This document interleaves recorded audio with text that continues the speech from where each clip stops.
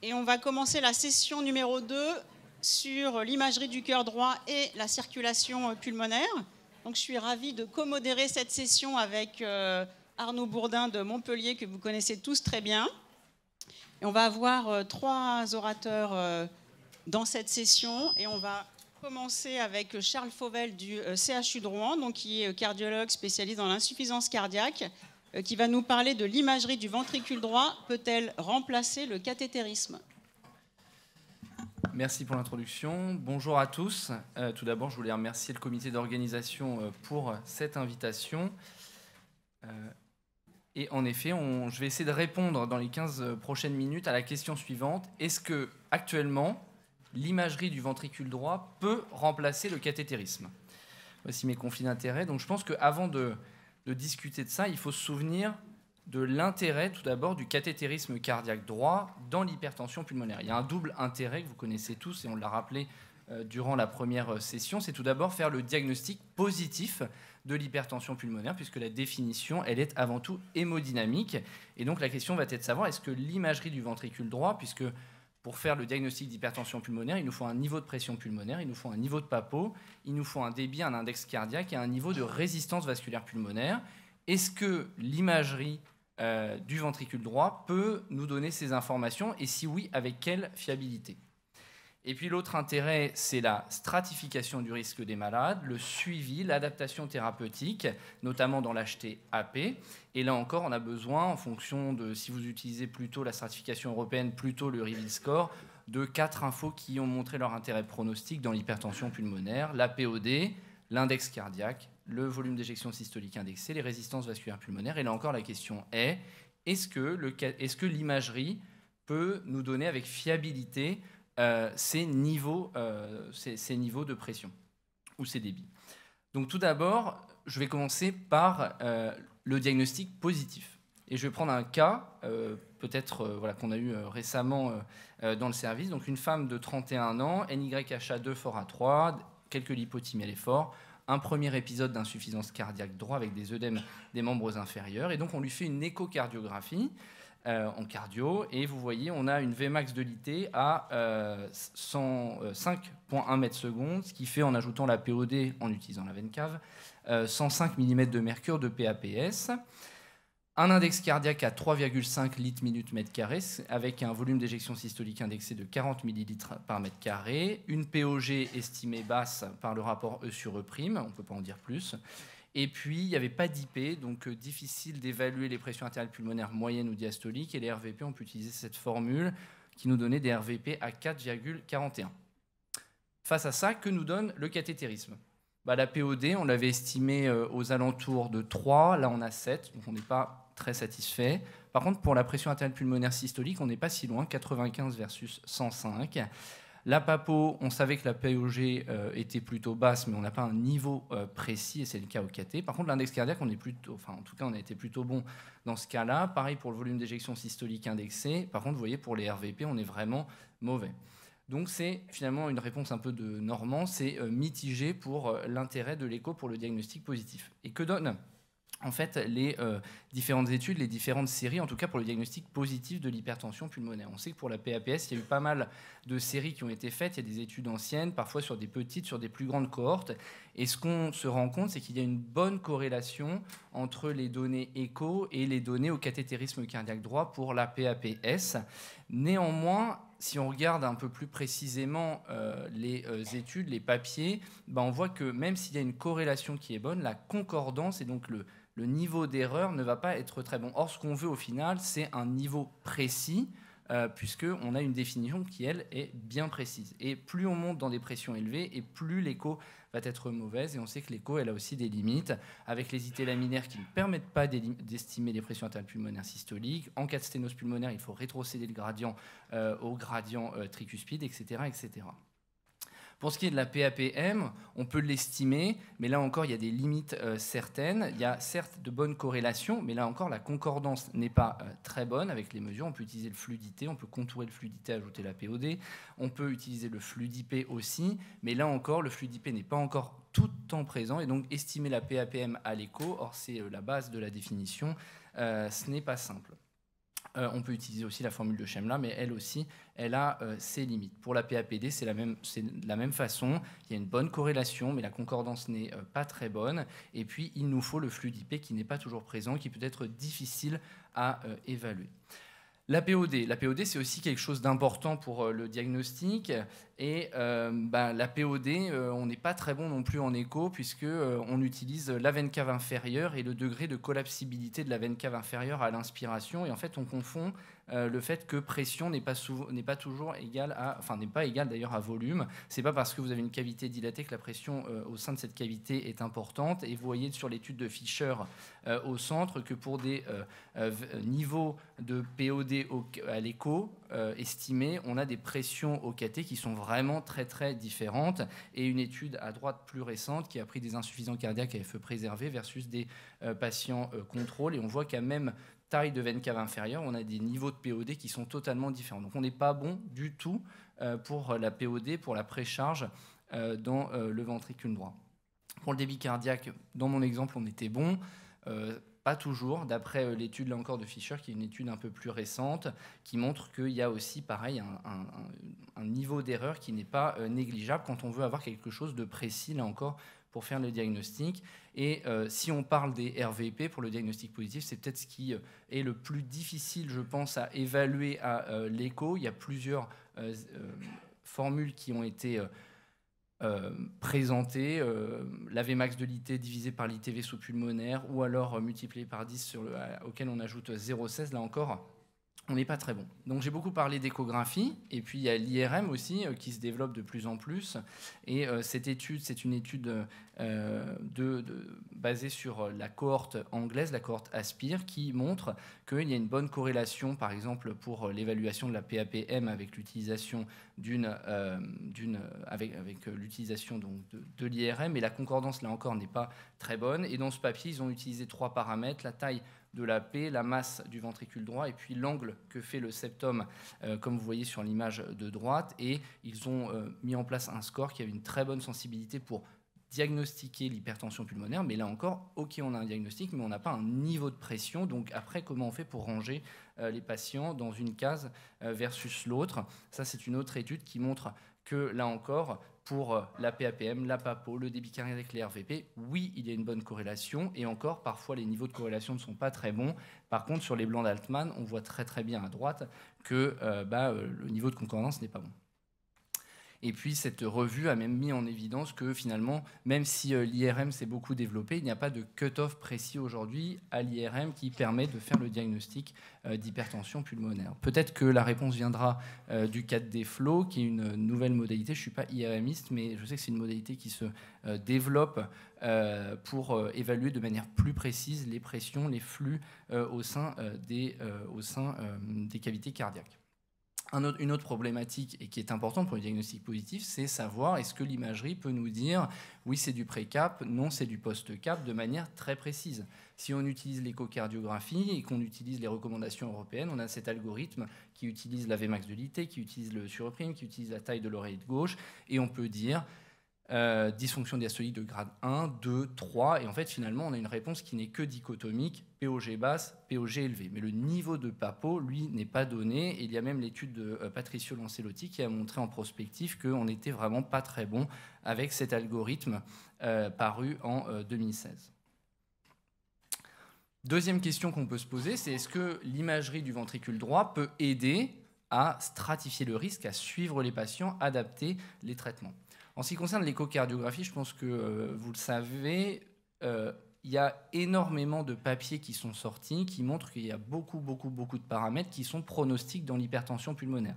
Tout le monde y va de son paramètre, entre guillemets, l'épanchement péricardique, le TAPS, l'indice de Theil, l'index d'excentricité, la taille de l'OD, la dilatation du ventricule droit, la taille de la veine cave, etc. Le strain longitudinal, le strain de la paroi libre, le strain atrial droit, etc. Même maintenant, le couplage avec TAPS sur PAPS. Mais dans ces papiers, finalement, ces paramètres sont trop rarement confrontés aux données hémodynamiques. En tout cas, on sait qu'un par un, ces paramètres, oui, ils sont pronostiques dans l'hypertension pulmonaire, beaucoup dans l'HTAP, parfois dans l'hypertension dans le CITEF, parfois dans le poste capillaire. Et puis parfois, il y a aussi d'autres études, comme cette étude de l'équipe italienne, qui a combiné 3 paramètres, qui a mis en évidence un score de remodelage, là encore en utilisant l'index d'excentricité VG, la taille du VD, la taille du OD, pour dire que ceux qui remodelaient ces 3 paramètres-là avaient un meilleur pronostic que les autres pour suivre les malades, mais là encore, ce n'est pas confronté à d'autres systèmes de stratification du risque. L'IRM,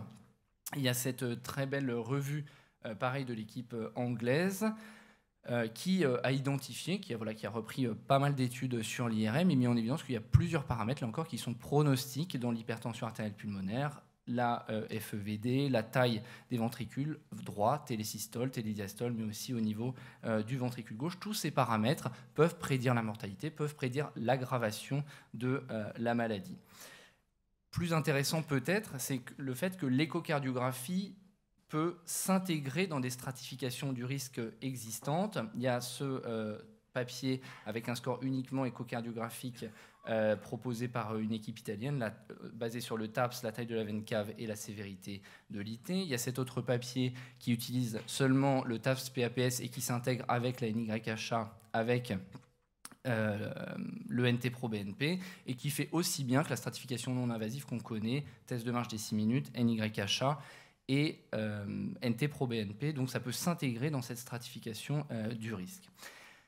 Enfin, il y a aussi ce score, le score REVEAL, et il y a même un REVEAL EchoScore qui est basé sur l'étiologie de l'HTAP et 4 paramètres échocardiographiques: dilatation VD, oui, non, dysfonction systolique VD, sévérité de l'IT, épanchement péricardique. Et dans le papier publié par l'équipe de Raymond Benza, il montre que voilà, ça permet de stratifier là encore les malades, de les suivre seulement avec l'écho, et ça permet même de reclasser des malades en utilisant par exemple le REVEAL LIT, qui est le REVEAL non invasif par exemple. En ce qui concerne l'IRM, il y a aussi donc eu des papiers qui se sont intéressés à savoir est-ce que l'IRM peut s'intégrer dans la stratification du risque. Il y a ce papier-là, publié dans la JRCCM, qui a montré que REVEAL 2, on utilise donc REVEAL 2.0, mais qui est un calculateur de stratification du risque plutôt américain et qui intègre des paramètres invasifs, en ajoutant la taille du ventricule droit en télésystole indexé, on pouvait améliorer, reclassifier les patients, améliorer la discrimination de REVEAL, par exemple. Plus récemment encore, la même équipe a montré qu'en évaluant le strain de l'artère pulmonaire, on pouvait aussi améliorer la stratification du risque, améliorer la discrimination des patients et reclassifier les patients. C'est ce que montre l'amélioration du RL-C-index, par exemple, que vous voyez en bas à droite. Donc finalement, est-ce que l'imagerie peut s'intégrer dans la stratification du risque ? On peut imaginer, mais là c'est que mon avis, on pourra en discuter, au même titre que Compera 2.0 qui est non invasif, qui est utile dans le suivi des malades de manière non invasive, peut-être qu'on peut intégrer des paramètres d'échocardiographie, d'imagerie, d'IRM, pourquoi pas, et au moindre doute, revenir vers le cathétérisme cardiaque droit, ça peut être utile notamment chez des sujets âgés ou comorbides. Et donc finalement, pour répondre à la question qui était celle-ci, est-ce que l'imagerie du ventricule droit peut remplacer actuellement le cathétérisme cardiaque droit ? J'ai envie de dire pour le diagnostic positif, non. Même si des progrès ont été faits, le cathé droit reste le gold standard puisque la définition, elle, est hémodynamique. Il nous faut quelque chose de précis pour ensuite avancer. Ce n'est pas parce qu'il y a une bonne corrélation imagerie-cathé que la concordance, la mesure va être la même. L'imagerie, elle est là essentiellement pour le dépistage. Pour la stratification du risque, j'ai envie de dire parfois, elle peut le remplacer, ou en tout cas, elle peut l'aider. De nombreux paramètres écho-IRM ont prouvé leur intérêt. Ils peuvent s'intégrer dans des stratégies non invasives et ça peut avoir un intérêt chez des sujets âgés, comorbides ou pour limiter le nombre d'évaluations invasives. Voilà, je vous remercie de votre attention.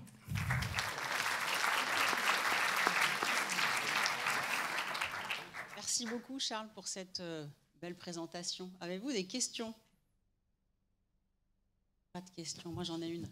C'est vrai que sur ta dernière diapositive, on pouvait accepter le non pour le diagnostic positif, mais avec tous les arguments que tu nous as donnés, pourquoi finalement tu as conclu parfois pour le suivi stratification ? Parce que je pense que... il y a une... Oui. Par exemple, dans la première partie, tu nous as montré qu'index cardiaque, ça collait toujours bien en écho. Index cardiaque et écho... Pas toujours quand même. Pas toujours quand on a des... Le plus souvent bien. Et dans les stratifications du risque, toutes les études que tu nous as montrées, elles étaient plutôt en faveur de l'écho. Oui, mais en fait, elles font aussi... En fait, le problème, c'est que quand les études s'intéressent à l'écho ou à l'imagerie, souvent, elles confrontent, quand elles intègrent des paramètres écho dans des stratifications, elles ne confrontent pas avec des stratifications qui utilisent le KT. Et donc, on ne sait pas si, en termes de stratification, de discrimination des malades, on fait mieux avec que de l'hémodynamique, enfin, l'hémodynamique et de la clinique versus de l'hémodynamique et du KT. Donc, c'est peut-être pour ça que j'ai dit parfois, et en plus de ça, je pense que c'est bien d'avoir un repère dans le temps, limiter les explorations invasives pour le patient, pour les sujets âgés par exemple, et pourquoi pas y revenir de manière moins fréquente. Mais pour le moment, je pense que ça manque encore de pouvoir de discrimination assez important entre le non-invasif que imagerie et le plus complet qui intègre l'hémodynamique. C'est pour ça que j'ai mis parfois. C'est un peu oui et non, normand, mais c'est... Voilà. Si je peux me permettre, en tant qu'échographiste, je suis un peu désolée que tu dises qu'on ne peut pas faire un diagnostic positif d'HTAP en écho, parce que sur ton premier cas, c'était évident que c'était une HTAP. Alors qu'on n'ait pas les mesures précises, soit qu'on ne soit pas très performant dans les zones grises, soit, mais le diagnostic d'HTAP, il était fait sur ton écho. Totalement d'accord, mais j'ai pris exprès un cas très simple. On va dire un cas d'HTAP précapillaire. Elle a 31 ans, elle est essoufflée, elle a un VD très dilaté, c'est plutôt quelque chose d'assez évident. En fait, dans la majorité des cas, enfin, peut-être pas dans la majorité des cas, mais dans une grande partie des cas, on a un patient plus comorbide et on ne va pas toujours savoir où est-ce qu'on va. Donc c'est pour ça. Mais j'ai fait exprès de mettre quelque chose de très simple pour dire, en fait, pour faire dire qu'au début du topo, oui, c'est évident. Et finalement, Charles, je pense que Olivier va compléter. On peut pas. Non, mais je ne peux pas laisser dire qu'on peut faire le diagnostic d'hypertension pulmonaire, pas d'hypertension artérielle pulmonaire, d'hypertension pulmonaire à l'écho. À l'écho, on peut juste dire la pression est élevée. Peut-être. C'est tout. Mais on peut pas faire le diagnostic d'hypertension pulmonaire. La définition de l'hypertension pulmonaire, elle reste hémodynamique. Vous ne pouvez pas calculer les résistances vasculaires pulmonaires à l'écho. Ce n'est pas possible. Donc on ne peut pas laisser dire des choses comme ça, parce que ça risque de créer des confusions. Et on ne peut pas se passer de cathétérisme pour faire le diagnostic d'hypertension pulmonaire. Il faut que ça soit quand même clair pour tout le monde. Mais moi qui aime bien l'écho, j'avoue que pour le diagnostic positif, effectivement, le KT... Non, mais surtout sur le problème des résistances vasculaires pulmonaires, où il n'y a jamais eu de bonne évaluation des RVP en écho, quelle que soit la mesure. Non, mais et vu la part importante des RVP pour la définition, je pense que c'est très important en diagnostic positif de faire le KT droit. C'est pour ça que j'avais mis un gros nom rouge. Moi aussi, j'aime bien l'écho. Mais j'adore l'écho. Hein. On continue à faire des KT, bien sûr, pour le diagnostic initial. Charles Sébastien Renard de Marseille, donc échographiste. Effectivement, le premier cas assez typique. Je crois juste qu'il faut sortir de nos topos cette formule d'Abbas sur les RVP, qui est absolument fausse au-delà de 4 unités Wood. On a d'autres façons d'estimer les RVP, c'est de prendre la PAP moyenne qu'on peut très aisément estimer par la formule de Schemla ou par le gradient moyen de l'IT, même en l'absence d'IP. Et quand vous avez la PAP moyenne et le débit cardiaque, vous pouvez tout à fait vous octroyer un POG à 10, et en faisant la formule classique des RVP, on retombe assez bien sur nos pieds. Et sinon, je tenais à te féliciter avec Fabrice pour le très beau papier sur lequel tu es passé très vite, sur l'intérêt du TAP sur PAP, ce que je trouve est très, très prometteur. Merci. Evita. Merci pour votre topo là, qui était très, très intéressant et complet. Juste rappeler que le cathétérisme cardiaque droit et l'écho sont complémentaires en fait. On s'attendait à ce qu'il parle d'IRM. Et l'autre point, je crois, pour le suivi, ce qui serait intéressant, c'est de savoir, au-delà du score Compera, qui est très simple, qu'on peut faire en consultation, quel patient doit avoir après un cathé de suivi ou un examen d'imagerie qui va permettre de mieux évaluer le risque. C'est ça, faire une étude pragmatique pour sélectionner les patients. Ça marche. J'ai le droit à une dernière question ou pas? Non, je voulais juste dire, je suis complètement d'accord, mais c'est vrai que c'est toujours difficile d'avoir de bonnes mesures écho au cours du temps dans des grandes séries, etc. C'est peut-être ce qui manque actuellement.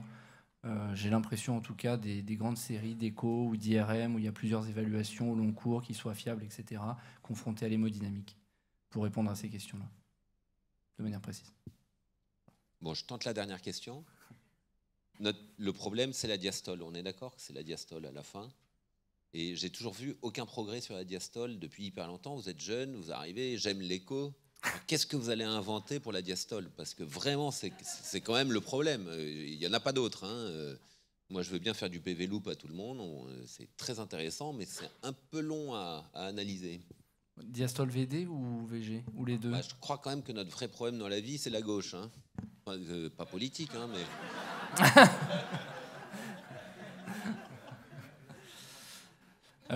Il y a beaucoup de... Il y a énormément de papiers sur le strain de l'OG. Voilà. Mais c'est pas encore intégré dans les guidelines. Je trouvais que l'algorithme que tu as montré, la définition de la fonction diastolique, ça aide. Ça devrait être intégré plus facilement maintenant qu'avant. Le consensus de l'ESIVI et de l'ASE, là, moi je trouve pas ça très bien, et Lancelotti l'a montré, mais je suis très critique de Vmax, d'autant plus chez les hypertensions pulmonaires. Vmax de l'unité, E sur E' et OG, ça veut rien dire s'il y a quelqu'un qui a une HTP précap. Voilà. Parce qu'on va avoir une Vmax de l'unité très élevée. Et voilà. Vous mettez des cardiomems? Très peu, mais on en a mis. Et vous ne croyez pas que ça peut être un outil intéressant parce que là, c'était l'imagerie, mais c'est un tout petit peu au-delà. Mais qu'est-ce que vous pensez de ce mot? Parce que l'idée, c'est le suivi, on est d'accord. Parce que le début, de toute façon, je trouve, la question était volontairement provocante, mais on sait qu'on ne se passera jamais du caté. Voilà. Mais dans le suivi, peut-être qu'avoir ce monitorage, et puis à vrai dire, quand ça fluctue beaucoup, c'est bien curieux quand même, hein, pour de l'hypertension artérielle pulmonaire. Je ne sais même pas si ce n'est pas diagnostic en fait, d'une dysfonction diastolique quand ça varie énormément un cardiomems. Alors, si je me trompe pas, il y a une publication sur le cardiomems publiée par l'équipe de Raymond Benzana qui a fait une petite série qui montre l'intérêt des suivis d'acheter AP avec le cardiomems, mais actuellement le cardiomems ne permet d'avoir que la PAPM, et il y a quelques algorithmes, mais ceux qui posent des cardiomems n'ont que la PAPM, je crois, actuellement à leur disposition, et ils n'ont pas le reste. Voilà, je sais qu'il y a des algorithmes qui sont en développement pour avoir le reste, mais...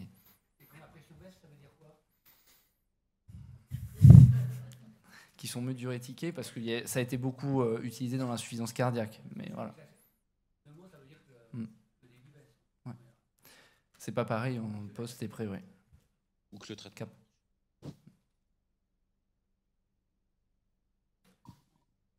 Allez, bravo. Merci.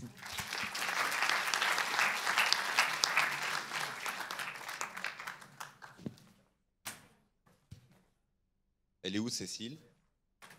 Elle est là.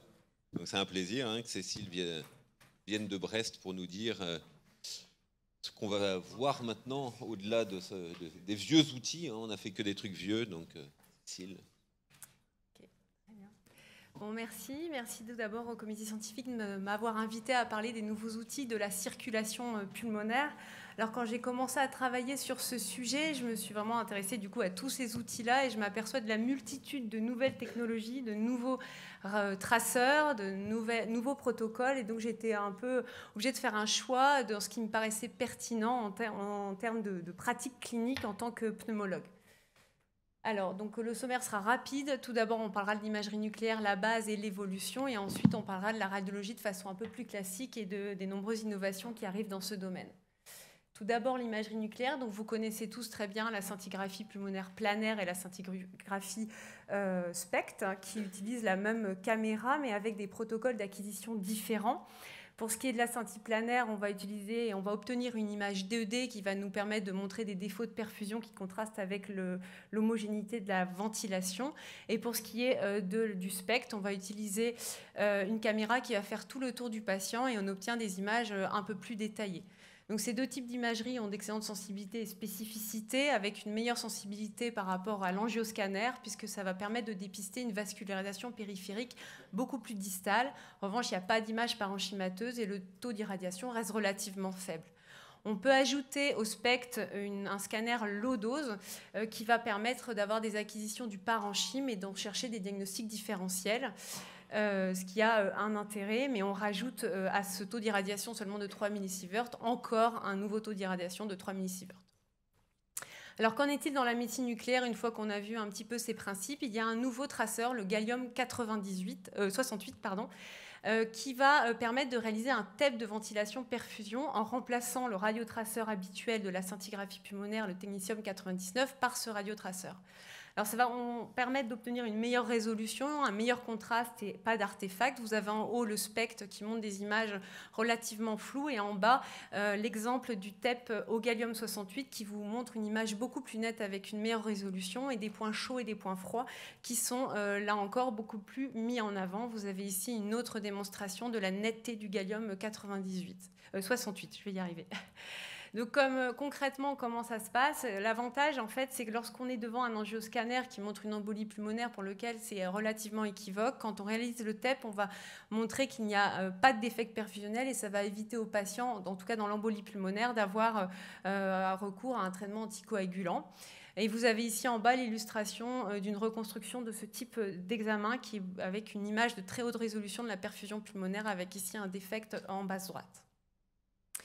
Concrètement aussi, cette imagerie, nous l'évaluons actuellement sur Brest dans le cadre d'une étude ancillaire sur le protocole Rambo qui est en place. Il s'agit d'un protocole qui évalue les patients dyspniques après une embolie pulmonaire avec ou sans séquelles perfusionnelles et on les randomise pour avoir la réhabilitation versus le traitement, le suivi standard. Ces patients-là bénéficient donc, du coup du gallium 68 en TEP au moment de la randomisation et à 3 mois de suivi, qu'ils aient ou non la réhabilitation. Alors vous avez ici le premier patient, on vient tout juste de commencer à inclure les patients dans cet essai, EOL.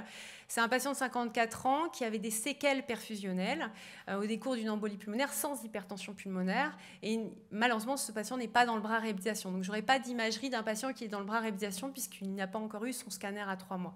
Donc, vous pouvez voir qu'en SPECT, à l'inclusion, on voit un défect perfusionnel à droite qui semble être un petit peu amélioré à 3 mois.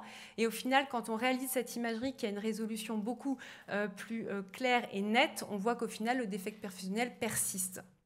Donc, peut-être l'année prochaine, je pourrais vous montrer des images post-réhabilitation, mais pour le moment, le scanner n'a pas eu encore lieu, le 3e.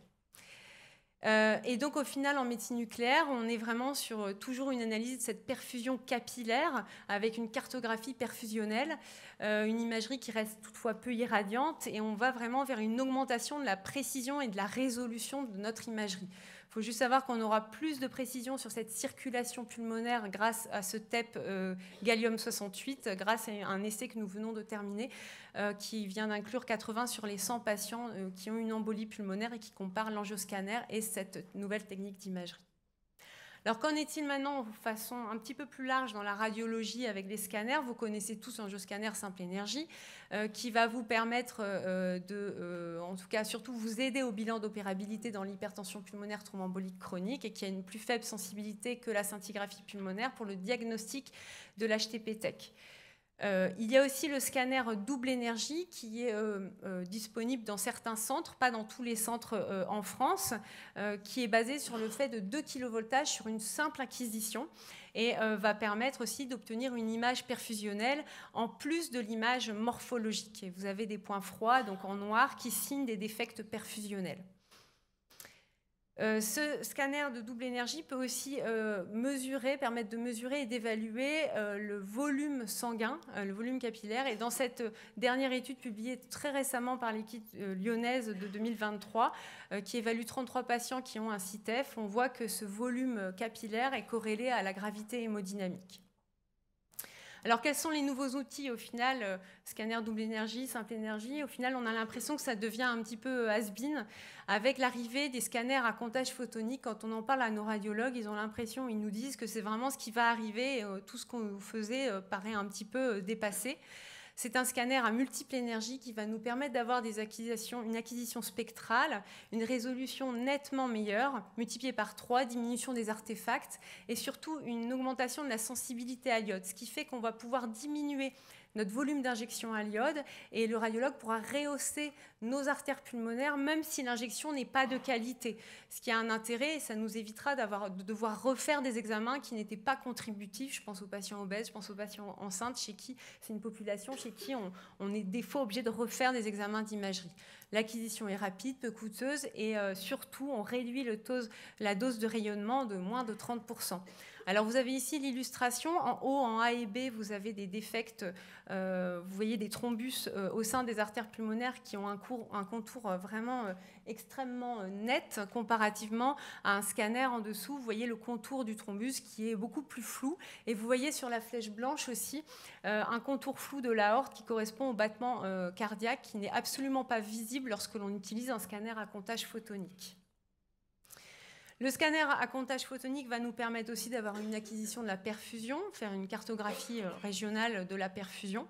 Et cette image est très parlante sur la vascularisation. Vous avez au niveau du A, l'image A qui correspond à un scanner double énergie et l'image B qui correspond au scanner à comptage photonique. Et vous voyez que la vascularisation périphérique est extrêmement bien vue, plus vue justement, ce qu'on ne pouvait pas voir jusqu'à présent. Et cette vascularisation périphérique est quand même le reflet du remodelage vasculaire. Et enfin, on va pouvoir étudier, à mon sens, c'est vraiment cette vascularisation périphérique.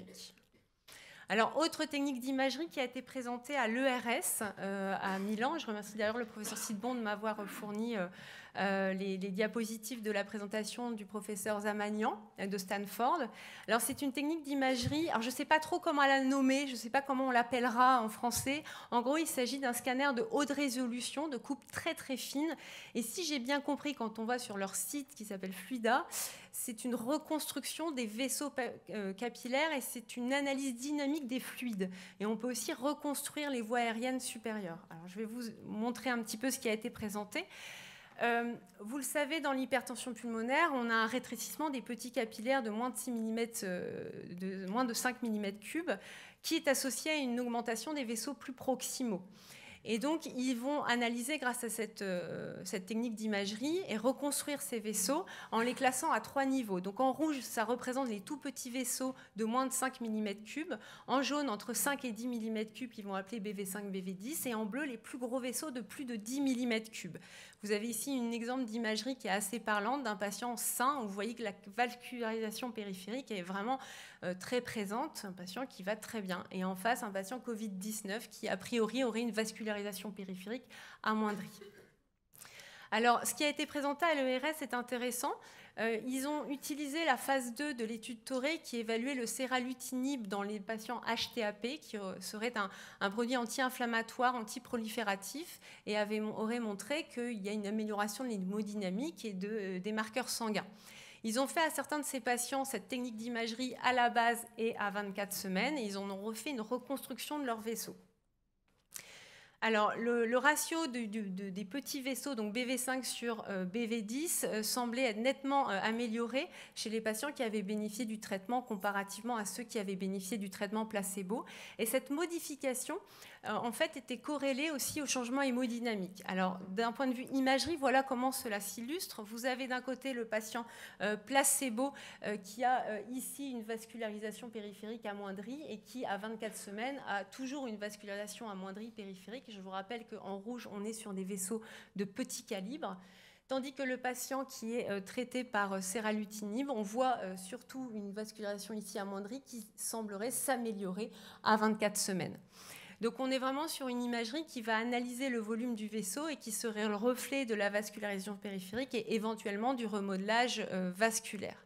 Donc pour la radiologie, on est vraiment sur maintenant une meilleure résolution, une qualité d'image qui va être vraiment de mieux en mieux. Et on va aussi y apporter une approche fonctionnelle de la vascularisation et on va préciser la vascularisation périphérique par la mesure des volumes des vaisseaux sanguins périphériques qui sont le reflet du remodelage vasculaire.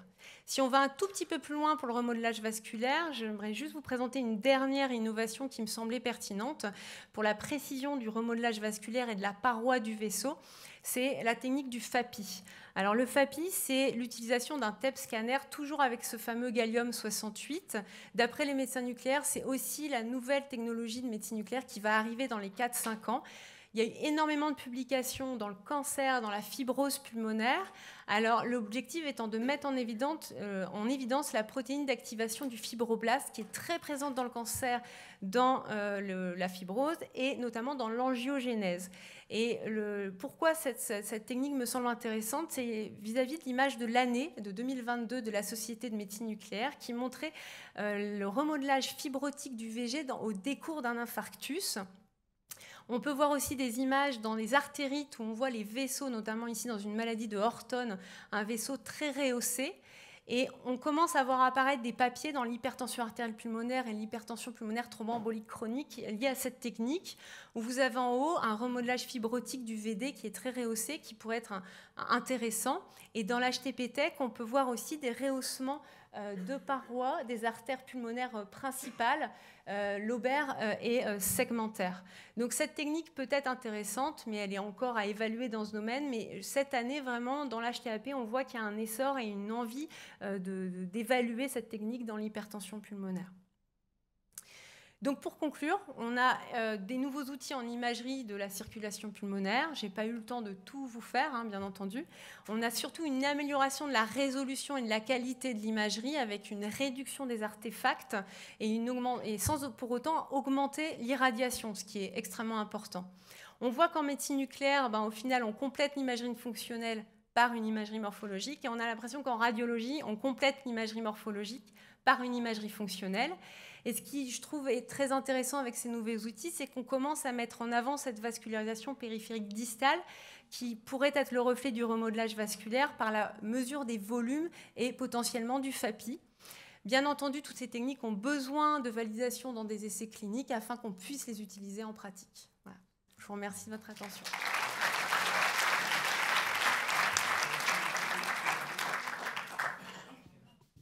Bravo. Est-ce qu'il y a, ça fait rêver, hein. Est-ce qu'il y a des questions ou des remarques dans la salle? Le temps que... Ouais, allez.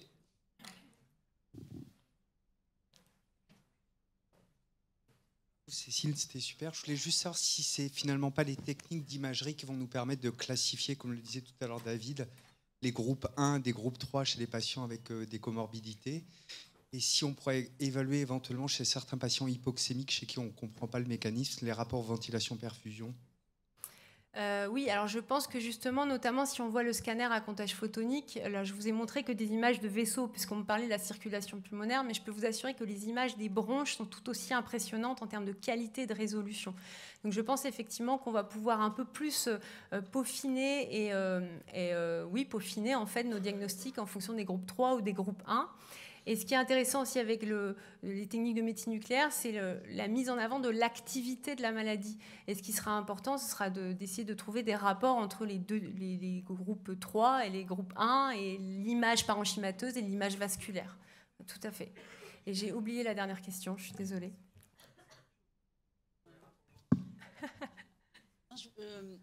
Donc scanner photonique, vous êtes équipé du coup? C'est juste pour la recherche ou Alors, le scanner à comptage photonique, j'ai oublié de le dire, il y a plusieurs villes qui sont équipées déjà. Notamment, alors Lyon est assez leader dans le domaine avec le professeur Douek, et je sais que Ségolène a participé peut-être à 2-3 essais voilà. Et alors, il y en a qui l'utilisent en pratique déjà. Il faut savoir qu'il y a une marque, c'est Siemens, qui a la marque CE, en fait. Et c'est du coup, comme ils ont la marque CE, ils peuvent l'utiliser en routine. Tandis que les autres marques l'utilisent plutôt à des fins de recherche. Donc nous, à Brest, on va l'avoir, là, très prochainement, mais on l'utilisera a priori, pour le moment, à des fins de recherche, pour le moment. Ouais. Pour le gallium 68 ? Ouais, alors le gallium 68, ça... pour le moment, il n'y a que Brest qui peut l'utiliser, puisque c'est un de nos collègues de médecine nucléaire, le professeur Pierre-Yves Leroux, qui a pour le moment le seul à avoir l'autorisation en France. Mais comme il est en train de développer énormément d'essais avec cette nouvelle technique qui a vraiment de précision, il y a plein de PHRC et plein de protocoles qui vont arriver, et donc plusieurs villes vont pouvoir en bénéficier, ce qui est vraiment une excellente nouvelle. Le FAPI, par contre, va arriver, hein, ça c'est sûr, pour les médecins nucléaires, on va tous l'avoir dans 4 ans à peu près, quoi. Ouais. Et juste, pardon, pour les autres villes, alors je crois qu'il y a Lille, Lyon, Monaco, l'IGR et Bordeaux qui ont le scanner à comptage photonique, déjà. Il n'y a pas le Paris Saint-Germain, non? Vous avez montré 2 images, un avec le scanner photonique et l'autre avec un scanner normal, et on voit beaucoup mieux la perfusion périphérique avec le scanner photonique. Tout à fait.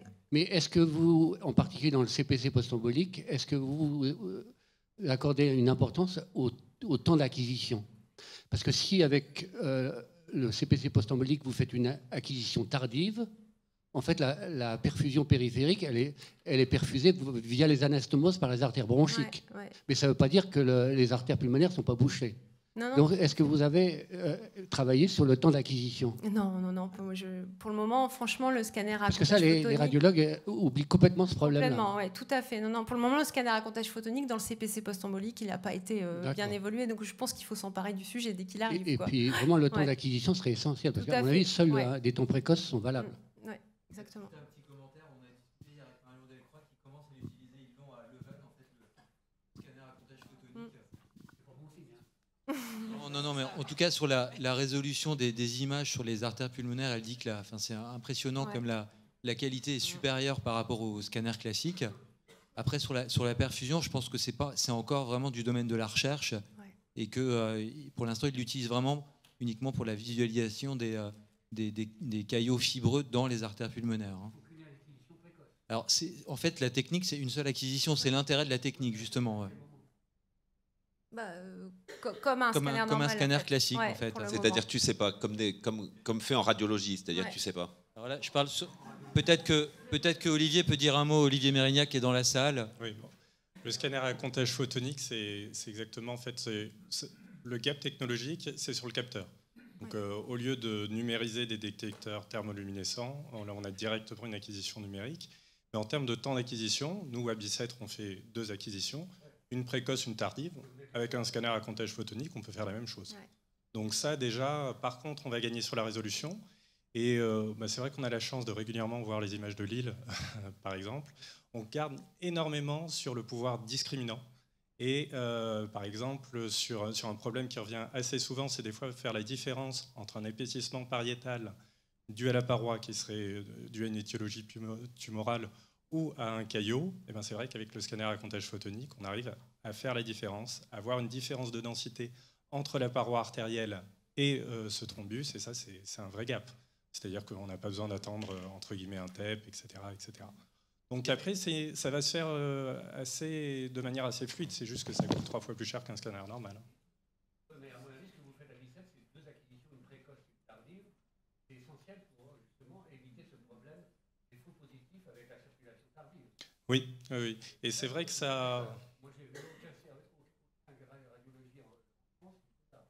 Non, parce que c'est vrai qu'il y a un courant sur les protocoles qui est justement de faire des acquisitions un peu tardives avec du produit dans l'aorte pour éviter en fait les images construites, des images trop précoces.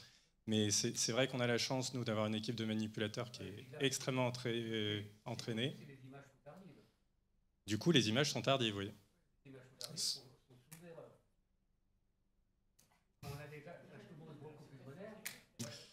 Ça peut être source d'erreur, comme une image trop précoce peut être source d'erreur. Non, mais quand on a des anastomoses bronchopulmonaires, vous faites un truc tardif et vous voyez une perfusion périphérique totalement normale. Exactement. Parce qu'en fait, c'est perfusé par les artères bronchiques et non plus par les artères pulmonaires. Mais typiquement, lorsqu'ils ont installé le scanner Bitube à Bicêtre, les séquences de perfusion, ils les avaient faites sur l'acquisition tardive. Donc il a fallu expliquer aux ingénieurs d'application que ça ne servait à rien. Vous êtes d'accord. Excellente transition, Olivier. Si tu merci beaucoup, Cécile.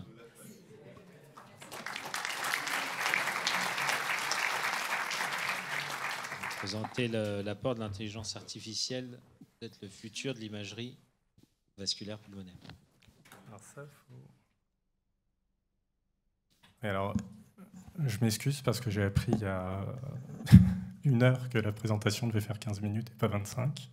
Donc je vais essayer de ne pas trop traîner, sachant que je me suis fait engueuler par ma femme parce que je travaillais sur une présentation sur laquelle j'avais aucune diapo de prête. Elle m'a dit, mais au point où tu en es, ça fait 20 ans que tu fais des présentations, normalement tu devrais toujours ressortir les mêmes. Donc voilà, je suis doublement désolé. Donc le futur, l'intelligence artificielle, donc ça c'est toujours des réflexions philosophiques. Donc généralement quand je commence un sujet philosophique, je m'attaque à la définition, je suis allé voir dans le Larousse. Je suis allé voir dans le Robert, j'ai préféré la définition du Robert qui insistait sur l'imitation de certains traits de l'intelligence humaine. Et pour faire un petit historique rapide et des grandes dates de l'intelligence artificielle, donc le test de Turing, les lois d'Asimov, Garry Kasparov qui a été battu par Deep Blue, et puis la victoire d'AlphaGo sur le meilleur joueur de Go, enfin le 8e à l'époque, ce qui étaient des choses qui étaient considérées comme impossibles il n'y a pas si longtemps.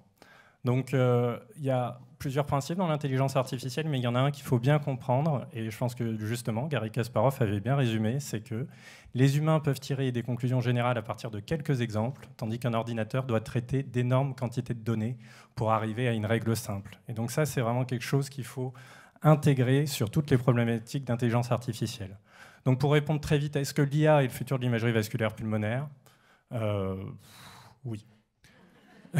Mais on va parler de qualité d'image. Enfin, ça, c'est quelque chose qu'on a aujourd'hui directement, de diagnostic. Comment ça peut nous aider sur le pronostic. Et ensuite, plus tard, sur le traitement. Donc sur la qualité d'image, donc modalités d'imagerie vasculaire pulmonaire, on les a déjà bien abordées. Il y a les modalités ionisantes avec en premier lieu le scanner. Petit rappel rapide, vous avez le tube, le détecteur, tout ça, ça fait une rotation autour du patient. Ça va nous permettre de reconstituer une image. Le patient avance en même temps, on a une série d'images, vous avez un scanner. Là où le diable se cache, en fait, c'est dans la génération des sinogrammes, parce qu'en fait, à chaque projection, vous avez un sinogramme qui est produit. Et c'est l'algorithme de reconstruction qui va aboutir en fait à ces images, et c'est là que l'intelligence artificielle agit déjà. C'est-à-dire que les nouveaux scanners qui sont vendus aujourd'hui, on les vend avec le label Deep Learning. Et ben en fait c'est vrai, parce que le Deep Learning ça sert pour ces reconstructions. Et pourquoi c'est très pratique ? C'est parce qu'en fait on peut se baser sur des milliards de scanners qui ont déjà été faits. En fait, on dégrade l'image, on fait des sinogrammes qui sont dégradés, et puis on va comparer ça par rapport à l'image qu'on a acquis qui était de bonne qualité, et on va réussir à entraîner des réseaux neuronaux, comme ça, à partir d'énormes quantités de données, pour, à partir d'images dégradées, refaire de bonnes images. Donc ça, en pratique, ça donne quoi ? On a parlé, un scanner, ça peut faire 2,5, 3 millisieverts. Et on peut diviser la dose par 50 avec des algorithmes de deep learning. Alors, bon, là, c'est pas évident. Ah, si, quand même. On voit quand même la différence lorsqu'on divise la dose par 50 de qualité au niveau du bruit de l'image. Grâce au deep learning, on va récupérer quand même une grande partie de cette qualité. Alors, on ne va pas arriver à la qualité initiale, forcément. On a énormément dégradé la qualité de la donnée, mais c'est quand même des choses qui sont pas mal. Donc, on va jongler entre deux choses. L'amélioration de la qualité, qui est possible pour plus de précision et irradiation constante, ou la réduction de l'irradiation. Ça, c'est pratique parce qu'on a des examens itératifs, tout en conservant la qualité, et puis en essayant toujours de respecter le principe ALARA, qui est avoir le bon résultat avec la bonne dose. Sur les modalités non ionisantes, pareil, c'est toujours la même chose. Donc, grâce au gradient, l'IRM, on remplit l'espace des cas, grâce dans le plan de Fourier, grâce au transformé de Fourier. Et pareil, pour repasser à une image, ça y est, les algorithmes de reconstruction interviennent. Et là, sur le même principe, on va pouvoir entraîner des intelligences artificielles avec du deep learning, ce qui va nous permettre d'améliorer considérablement la qualité des images. Donc, en agissant sur la reconstruction, on agit sur la qualité d'image, ou alors sur le temps d'acquisition, parce que l'espace des cas, moins on met de données dedans, plus l'acquisition elle est rapide. Et là, le choix en IRM, généralement, il est vite fait. C'est-à-dire qu'en IRM, on a des belles images. Déjà, ce qu'on veut, c'est gagner du temps. Et gagner du temps, ça veut dire moins d'artefacts de mouvement, une tolérance patient qui est bonne. Pour l'IRM 4D, on l'a jamais rapidement abordé tout à l'heure. Moi, j'ai fait partie des premiers cobayes qui passaient sur les séquences in progress de développement. C'était 1h30 dans la machine. Justement, grâce à ce type d'algorithme et d'autres progrès, on arrive à descendre à 5-10 minutes, ce qui va pouvoir, grâce à des stratégies de downsampling, nous permettre de caler ces séquences en pratique. Et puis, ça va améliorer aussi la qualité de l'arrière-plan. Vous voyez que l'arrière-plan il est un peu pixelisé. On peut aussi gagner là-dessus. On peut compenser le mouvement. Et puis, encore plus utile, on va pouvoir utiliser ces algorithmes pour des tâches de segmentation et de quantification. Le fait que de déléguer la quantification à un algorithme va nous permettre d'augmenter la reproductibilité. Donc ça, c'est les magnifiques images. On en avait la discussion hier avec Xavier, qui nous viennent souvent d'outre-Manche. Le problème, c'est qu'il y a une injection de GADO, comme pour le scanner, on injecte. C'est en apnée, donc c'est des apnées entre 14 et 19 secondes. Alors je ne sais pas si tous vos patients avec des RVP au-delà de 8 arrivent à tenir 19 secondes en apnée, mais bon, voilà. C'est 6 acquisitions, donc il ne faut pas qu'ils en fassent 2, hein, c'est 6. Puis voilà, c'est un protocole d'à peu près 10 minutes, et ça c'est le protocole qui est marqué, c'est les durées qui sont marquées dans les papiers. Versus 30 secondes d'acquisition pour, même si on fait 2 acquisitions au scanner. Donc je pense que voilà, même si on va accélérer ces acquisitions, ça ne sera pas totalement pour demain. Et puis après, même sur des séquences un peu plus sexy, d'IAM fonctionnelles qui prennent toujours du temps, alors c'est un très beau papier, vous en montrez que la vaporette augmentait le débit et la perfusion pulmonaire versus le tabac qui l'a diminué. Mais bon, ça c'est deux types de séquences qu'on pourra extrapoler pour leur application à l'hypertension pulmonaire. Là, ça intervient aussi, ne serait-ce que pour en fait la segmentation pulmonaire et obtenir des mesures fiables de perfusion qui vont être faites grâce à des réseaux neuronaux. Enfin, vous avez sans doute entendu parler des IRM bâchants. Alors, pourquoi vous n'en avez pas? Je vous le dis, c'est qu'un poignet dans une IRM bâchant, ça ressemble à ça. Mais là, peut-être que le deep learning va aussi venir à notre secours, parce que grâce au deep learning, vous voyez là en rouge les images de reconstruction qui commencent à être nettement plus utilisables, en particulier pour le genou en pratique clinique. Voilà, donc ça c'est ce que vous avez aujourd'hui. Hein. Demain pour ceux qui changent de machine, mais ça c'est ce qu'on a. Pour aider au diagnostic. Donc là, je pensais répondre très rapidement. Je ne connais personne qui utilise ça. Ça va vite, mais c'est un peu plus nuancé. Donc, il faut réfléchir d'abord toujours au rôle de l'intelligence artificielle. Qu'est-ce qu'on veut lui donner? Est-ce que c'est un rôle de diagnostic, de spécificité, de dépistage? Comment on l'intègre dans le workflow? Comment on évalue ses performances? La question de la responsabilité quand on utilise ce type de logiciel. La disponibilité, parce que ce n'est pas parce qu'un logiciel existe qu'on peut l'utiliser, et en particulier le remboursement. Comment on finance en fait, ces logiciels et ces approches de radiologue augmenté. Pour l'embolie pulmonaire aiguë, donc j'ai fait embolie pulmonaire aiguë, CITEF. Voilà, quel rôle? Est-ce qu'on veut classifier embolie pulmonaire versus pas d'embolie pulmonaire? Est-ce qu'on veut détecter précisément la lésion? Est-ce qu'on veut segmenter cette lésion? C'est des questions qu'on se pose. Donc ça, c'est un papier de 2021 qui faisait un peu la synthèse des travaux qui existaient sur le deep learning et l'embolie aiguë. Et vous voyez, il part de 275 papiers, et juste en prenant ceux qui sont en anglais, peer review, avec une mesure des résultats standardisés, on arrive à 7 papiers. 7 papiers pour lesquels on voit c'est que des designs rétrospectifs, avec des bases de données essentiellement propriétaires, des nombres d'examens qui sont variables, et puis des relectures qui sont plutôt bien faites. Les populations sont généralement mal décrites, beaucoup de biais, un peu décevant. Que 5 papiers pour calculer les métriques, avec des choses qui sont quand même assez séduisantes, hein, 88% de sensibilité, 86% de spécificité. Et donc, ça donne envie, mais la conclusion, c'est des travaux rétrospectifs préliminaires et on ne peut pas en faire grand-chose. Donc, comment casser ça? Là, les sociétés savantes sont venues un peu au secours de la thématique et ils ont organisé des data challenges.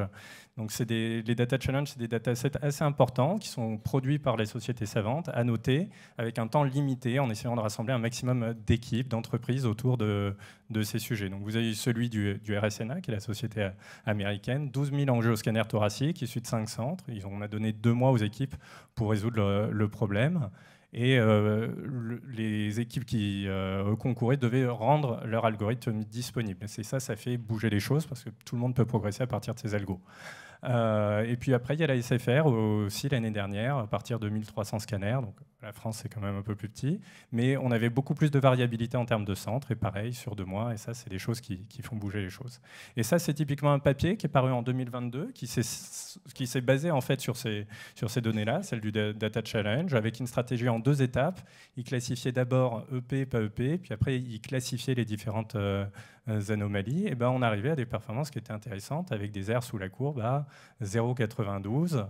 Pendant le Data Challenge, ils étaient quand même arrivés à 0,80 et 0,89. Donc ça, c'est quand même pas mal de se dire qu'on met un scanner dans la machine et avec une R sous la courbe de 0,90, il nous dira il y a une embolie pulmonaire, il n'y a pas d'embolie pulmonaire. Il y a des outils commerciaux qui sont disponibles. Donc, il y en a surtout un d'une société israélienne. Donc ça, c'est une étude qu'ils mettent en lien sur leur site. Hein, donc elle est forcément positive. Donc 6500 patients, presque 12 000 scanners en prospectif. Et puis ils ont comparé en fait les résultats avec et sans intelligence artificielle, avec des images de ce type-là. Comme c'était des scanners de surveillance oncologique, c'était en fait de l'embolie pulmonaire de découverte fortuite. Eh ben, l'incidence était faible. Par contre, bonne performance diagnostique, 91%, 99% de spécificité. Bon, la valeur prédictive négative n'a aucun intérêt vu la prévalence dans la population, mais c'est quand même relativement encourageant. Et puis surtout, ils ont regardé l'approche de radiologue augmenté, et là, sur des scanners, parce qu'en radiologie, on trouve que ce qu'on cherche, on cherche que ce qu'on connaît, c'est un peu comme dans le reste de la médecine. Globalement, sur un scanner d'onco, on ne recherche pas forcément correctement le P, et on passait de presque la moitié de P non décrite à moins de 3% grâce à l'approche de radiologue augmenté, avec un délai diagnostique qui passait de 6 jours à 1 heure. Donc ça, je pense que c'était particulier au centre, où ils avaient beaucoup de délais sur les interprétations des scanners de suivi oncologique, mais c'est quand même extrêmement important, parce que ce logiciel a la possibilité, dans nos listes de travail, de faire remonter les diagnostics. Donc ça, c'est un autre article exactement sur la même solution, et là c'est un peu moins encourageant, hein, puisqu'ils n'ont vu aucun effet sur la communication du diagnostic, sur le temps de transit des patients aux urgences, donc cette fois-ci avec un taux d'incidence un peu plus élevé, aux alentours de 20%. Des performances dans une étude pas commanditée par l'éditeur du logiciel, on voit que quand même on a 80% de sensibilité et 95% de spécificité, ce qui paraît quand même relativement excellent. Et puis, voilà, ça c'est un peu décevant. Les comptes rendus sortent pas plus vite. Malgré un système de SMS mis en place, les urgentistes ne lisent pas le rapport plus vite. Et puis, il n'y a même pas de différence en fait sur le temps entre le moment où on regarde le scanner et le moment où on met les anticoagulants. Donc oui, ça marche bien, mais bon, si ça ne change rien en pratique, voilà. Doit-on investir dessus? Le CITEF, autre chose. Donc voilà, j'ai fait mon travail de recherche. Je suis tombé sur cette annonce de 2018. Où vous voyez, ça y est, Bayer et Merck vont régler le problème du CITEF et du diagnostic. C'est deux gros poilures de l'industrie. Et avec un nouveau marquage de la FDA qui devait leur permettre de valider facilement en fait, leur logiciel. Il n'y a aucune publication qui a été retrouvée en rapport. C'est plus difficile le CITEF que l'embolie pulmonaire. Et si on revient à l'étude que je vous ai montrée tout à l'heure, en fait, dans le dataset du RSNA, il y avait aussi des atteintes chroniques. Et là, l'air sous la courbe, elle est nettement moins bonne. Elle est aux alentours de 0,68. Donc, à l'hôpital Bicêtre, on a le RHU 2024, on collabore entre autres avec l'associé JI Healthcare, et dans le premier Work Package, on a la détection automatique des lésions de CITEF. Et donc à partir de 171 examens, grâce à une équipe de radiologues et de pneumologues, on a identifié 5313 lésions, ce qui est en fait par rapport aux anciens qui catégorisaient CITEF, non CITEF, c'est-à-dire chaque patient était un événement, finalement, nous, à partir de un patient, on a à peu près 30 événements, et ça nous permet de monter grandement en termes d'occurrence et d'atteindre ces gros volumes de données. 332 contrôles, 40 examens, enfin bon, ça c'est des détails techniques. Un workflow en 3 étapes a été développé où on standardise les images. On va d'abord sélectionner des candidats, et puis après il y a un deuxième algorithme, enfin plutôt un troisième algorithme qui va classifier ces anomalies comme étant des bands, des partiels fils ou alors une absence de lésion. Les résultats préliminaires qu'on a, ils sont relativement bons, hein, puisqu'on a 95% des CITEF qui sont classés comme pathologiques, avec une R sous la courbe qui est à 0,87, ce qui est relativement encourageant. Et si on se compare par rapport au papier, qui était ce bon papier, on voit qu'on passe de 0,68 à 0,87, et quand on compare les courbes Borov, il n'y a vraiment pas de souci. Donc on est confiant sur l'avenir du CITEF et de l'intelligence artificielle. L'IA et le pronostic, deux choses très rapides. Ça va être très important sur la quantification, parce que tout ça, on parle de biomarqueurs. Les scores d'obstruction inutilisés en pratique, si c'est une machine qui le fait, ça c'est un biomarqueur qu'on pourra vous donner. La perfusion du parenchyme, on en a déjà parlé, et les flux, pareil. Il y a une diminution du coût de la variabilité interindividuelle, une augmentation de la reproductibilité, mais ça c'est avec un gros si. Le si, c'est si tout le monde a le même logiciel, et si les logiciels, s'ils sont différents, est-ce qu'ils ont été validés entre eux. Donc ça rajoute encore à la complexité et à la standardisation de tous ces outils. Enfin, ce qui est important, c'est que voilà, l'intelligence artificielle, et en particulier sur l'imagerie, ça ne doit pas faire oublier les données cliniques. Et il y a toute une partie des travaux qui sont sur la synthèse en fait, des données cliniques et de l'imagerie. Et en fait, la fusion de différents algorithmes d'intelligence artificielle, c'est quelque chose qui est loin d'être trivial, et c'est un champ de recherche en informatique en soi. C'est voilà, les données multimodales. Et ça marche bien. Donc vous avez... tout ce qui a été examiné qui est détaillé sur votre gauche. Et on arrive à atteindre en fait, des aires sur la courbe pour prédire la mortalité sur une embolie pulmonaire à 0,96. Et c'est supérieur à ce qui est fait à partir de l'apprentissage profond, uniquement à partir des scanners ou uniquement à partir des données cliniques. Donc ça, c'est vraiment très prometteur. Donc pour le traitement, toujours dans le RHU Destination 2024, il y a une partie où on va essayer de segmenter automatiquement les artères pulmonaires en salle d'angiographie pour identifier les cibles à traiter avec une fusion des images d'angiographie et de recalage. L'objectif, c'est d'arriver, voilà, un peu comme sur le scanner, à faire le parallèle entre ces images scanographiques et ces lésions qui peuvent être difficiles à voir en angiographie et ce qu'on a, nos cibles à traiter. Donc pour conclure, très vite, est-ce que c'est le futur de l'imagerie vasculaire pulmonaire? Oui, mais vous l'avez compris. L'énorme quantité de données, c'est vraiment ce qu'il faut comprendre, et ça met énormément de temps à rassembler. Parce que ce qu'il ne faut pas oublier, c'est qu'à chaque fois, chacun de ces papiers, ça résout un seul problème. Chaque problème est unique, c'est une des petites cases. Et nous, en médecine, on a une infinité de petites cases, une infinité de questions qu'on se pose, et il va vraiment y avoir beaucoup de travail le temps que toutes ces cases soient évaluées et de manière correcte. L'objectif, c'est de finir bien sûr à ça, où voilà, on pourra intégrer les différentes données dans des algorithmes. Et là, j'ai juste quand même une petite ouverture à faire. Vous voyez qu'en bas à droite, il y a marqué « créateur d'images ». Donc ces illustrations ont été créées par une intelligence artificielle. Et dans ma frise chronologique, il manquait ça. C'est-à-dire les IA génératives, là, qui sont sorties à peu près en 2022, là, du chapeau. Et clairement, on ne sait pas encore trop ce que ça va donner, donc je vous donne rendez-vous dans 4-5 ans. Voilà.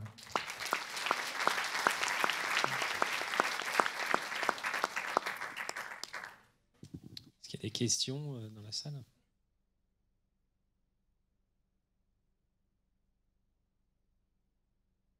Pas de questions? Si, j'ai une question. Est-ce que systématiquement,